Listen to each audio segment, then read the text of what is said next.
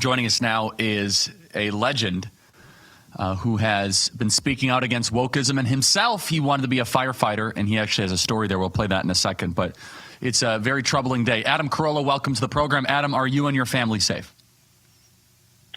Yeah, we are. I am in Malibu.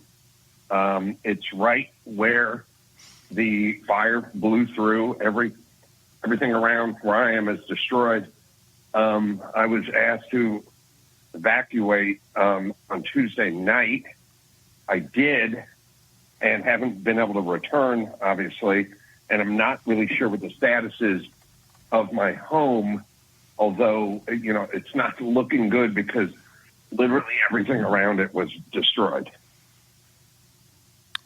Goodness gracious, Adam, I'm so sorry to hear that. And well, thank you for taking the time in the midst of all of this unspeakable horror. How are you thinking about this, and how can you explain it to somebody who is having difficulty comprehending how the Los Angeles city government in California refuses to do basic things that could prevent such widespread scale of destruction?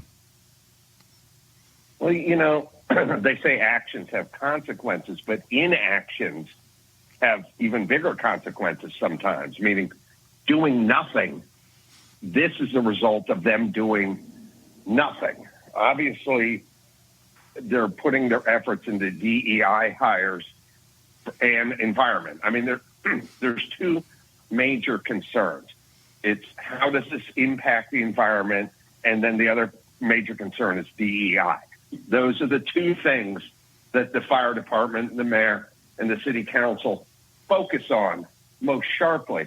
Later on, if there's some money and some time left over, we can talk about infrastructure, fire hydrants, water pressure, aqueducts, and so on and so forth. But that's the real focus is on the environment and DEI, and then this happens. And this is no different than announcing your sanctuary city. You just announce it, and everyone pats you on the back, and then at some point, a couple of busloads of Hondurans get dropped off on your doorstep, and you yell, "What's going on?" That's essentially what this is. And that's how they are sort of globally in Los Angeles. It's all talk, it's all fluff until the fires start or the shooting starts. So Adam, I want to play this piece of tape here from a congressional testimony you gave. It's 121, where you explained how you wanted to be a firefighter. Play cut 121. I could not find a job. I walked to a fire station in North Hollywood. I was 19. I was living in the garage of my family home. My mom was on welfare and food stamps, and I said, "Can I get a job as a fireman?" And they said, "No, because you're not black, Hispanic, or a woman. We'll see in about 7 years." And I went to a construction site and dug ditches and picked up garbage for the next 7 years. I got a letter in the mail sent to my father's house saying, "Your time has come to do the written exam for the LA Fire Department." I took it, and I was standing in line, and I had a young woman of color standing behind me in line, and I said, just out of curiosity, when did you sign up to become a fireman? Because I did it, or a person, 7 years ago. And she said, "Wednesday." That is an example of my white privilege. Adam, it's almost hard to believe. And now in Los Angeles, it's not a joke. It is a joke.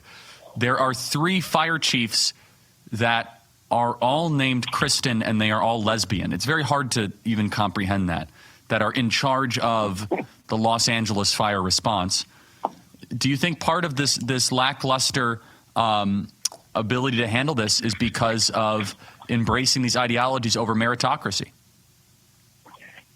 Well, it would have to, because meritocracy is the best, regardless of gender, sexual proclivities, skin color, what have you.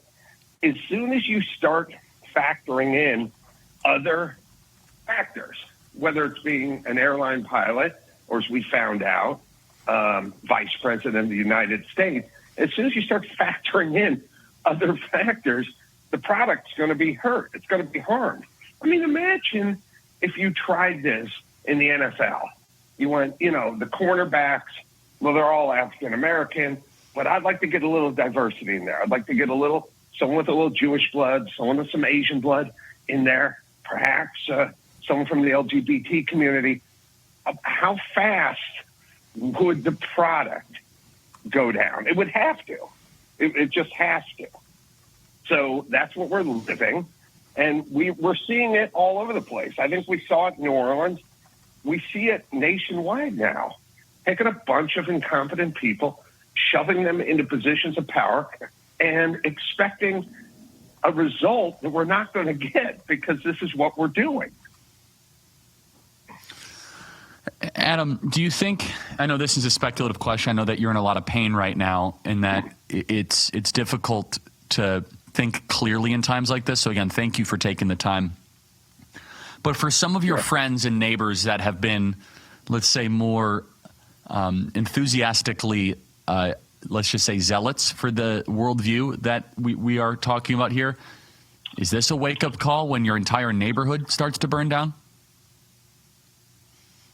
You know, I'll tell you something I was talking about on my podcast yesterday, and there's a clip sort of floating around, going a little bit viral, but it's a serious thing. I have been saying, I used to be a builder, so as you heard from my testimony in front of Congress, when I couldn't be a fireman, I ended up being a carpenter and a builder and a contractor, and that's how I made my living.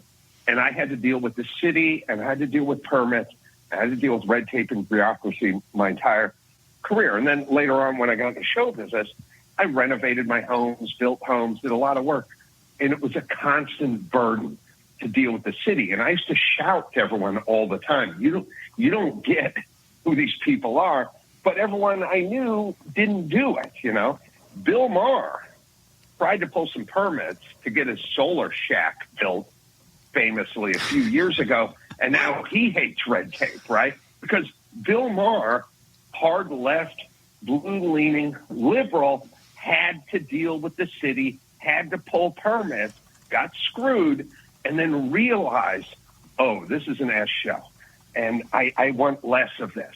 Well, every single one of these people in Malibu, Palisades, Santa Monica, they're going to want to rebuild. And guess what? The Coastal Commission is going to get involved.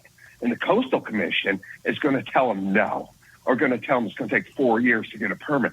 You're going to have a bunch of blue liberal people who would like to rebuild their homes in Malibu and Santa Monica and the Palisades, and they're going to have to go through the permit process.